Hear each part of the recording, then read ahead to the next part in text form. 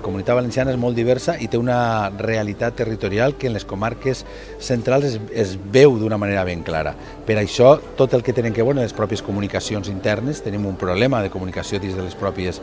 que hi ha que reforçar a través de les inversions adequades per tal de que siga molt més accessible des de la Vall d'Albaida a la Safor o des de l'Alcoià a la Safor, i tot això és el que en el pla uneix de la Generalitat volem superar,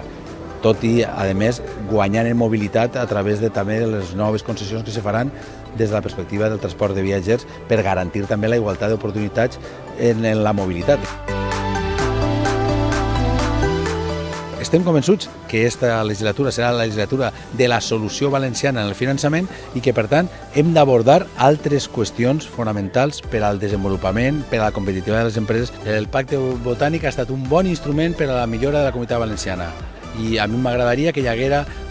la capacitat de continuar per la via de progrés per a la Comunitat Valenciana. Fa 4 anys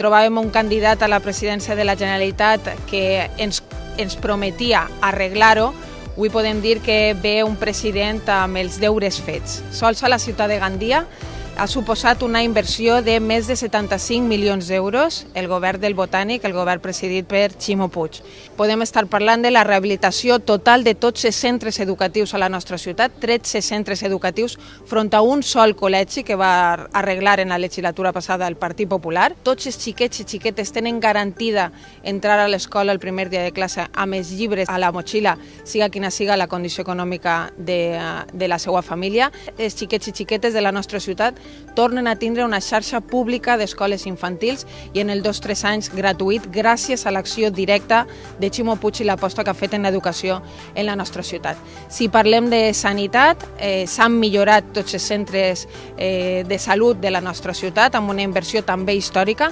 però sobretot aquest vell hospital que en el trasllat al nou hospital va quedar abandonat, va quedar com un fantasma dins d'una barriada. L'hem canviat nosaltres també amb el lideratge de Ximo Puig per un projecte innovador i d'avantguàrdia amb 14 milions d'euros. I també el Palau de Justícia, que vos tinc que confessar que ni en el major dels somnis al principi de la legislatura haurem continuat reivindicant una infraestructura absolutament necessària, però hi havia tantes coses per fer i de sobte també la consellera Gabriela Bravo i el president Ximo Puig ens van sorprendre amb que li havia arribat a l'hora també al Palau de Justícia de Gandia. I altres projectes com una infraestructura verda,